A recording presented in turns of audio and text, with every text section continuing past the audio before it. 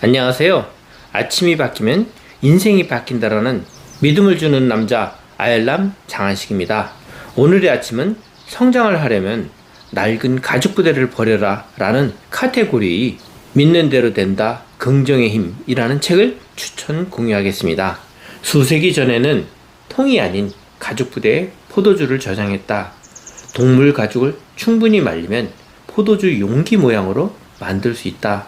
새 가죽 부대는 부드럽고 유연성이 있지만 오래될수록 탄력이 사라져서 휘어지지 않고 딱딱하게 굳어서 늘어나지 않는다. 그래서 낡은 가죽 부대에 새 포도주를 넣으면 부대가 터져 포도주는 모두 땅바닥에 쏟아진다. 예수님은 가죽 부대의 비유를 들어 제자들의 비전을 키워주셨다. 새 포도주를 낡은 가죽 부대에 넣지 아니하나니 좁은 태도로는 폭넓은 삶을 살 수 없다는 뜻이다. 우리는 틈만 나면 옛 방식과 생각이 들에 갇힌다. 그런 우리에게 하나님은 새로운 일을 하라고 말씀하신다. 그러나 변하지 않으면, 원대한 비전을 품지 않으면 하나님이 주시는 기회를 놓칠 수밖에 없다. 이 책을 읽고 있다는 사실만으로 당신은 높은 단계로 나아갈 준비가 되어 있다. 잠재력을 최대로 발휘하려는 의지가 있다. 하나님도 놀라운 은혜를 당신에게 베풀고자 하신다. 당신의 인생을 새 포도주로 채워주려 하신다.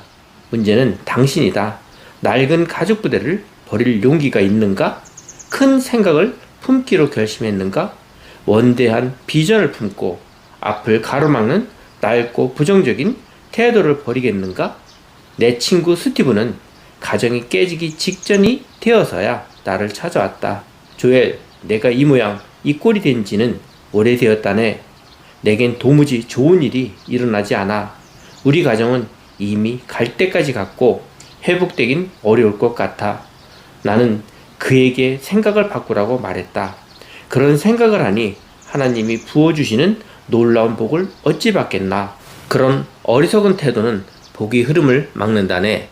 자네의 발목을 붙잡고 있는 부정적이고 파괴적인 생각에서 벗어나게나. 생각을 바꾸지 않는 한 인생은 바뀌지 않아. 우리 부부는 신혼 초에 동네를 거닐다가 공사가 거의 끝나가는 아름다운 집을 보았다. 문이 열려있기에 집 안으로 들어가 둘러보았다. 동화에나 나올 것 같은 아름다운 집이었다. 커다란 2층 건물에 천장이 높았고 창문은 대문처럼 커서 그림 같은 뒤뜰이 풍경이 한눈에 들어왔다. 가슴이 두근거릴 정도로 멋진 집이었다.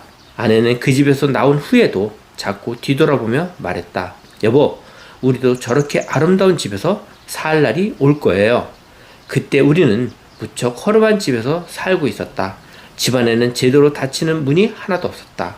그것도 우리 전 재산을 쏟아부어서 간신히 산 것이었다. 그런 우리가 방금 본 것 같은 멋진 집에 살 수 있을까? 도대체 언제?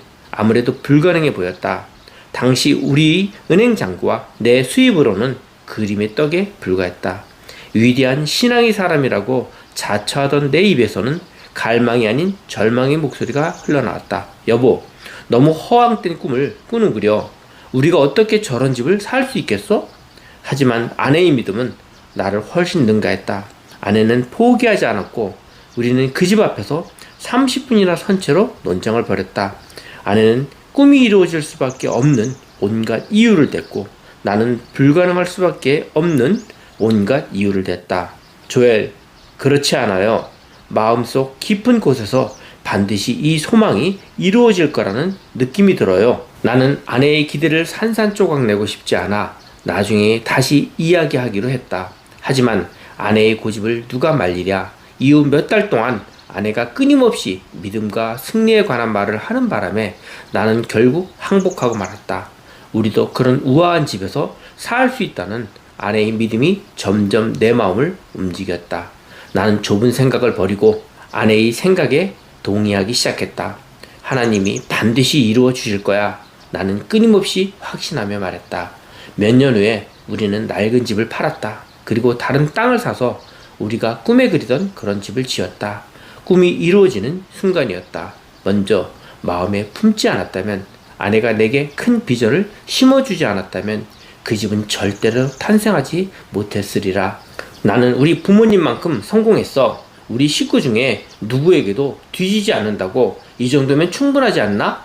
이렇게 말하는 스티브에게 나는 대답했다. 과거에 갇혀있지 말게. 하나님은 자네가 부모님을 훨씬 능가하길 바라시네. 물론 자네 부모님이 열심히 일하는 멋진 분이셨다는 건 나도 잘 아네. 그렇지만 현실 안주에 함정에 빠져서는 안 되네. 그저 그런 평범한 삶을 살지 않기로 결단하게. 매일 아침을 이런 태도로 시작하면 어떻겠나? 위대한 일을 할 거야. 사회에서 성공하고 열정적으로 남을 섬길 거야. 기존의 틀을 깨고 더 높은 단계로 도약할 거야. 나는 아이들에게 항상 이렇게 말해준다.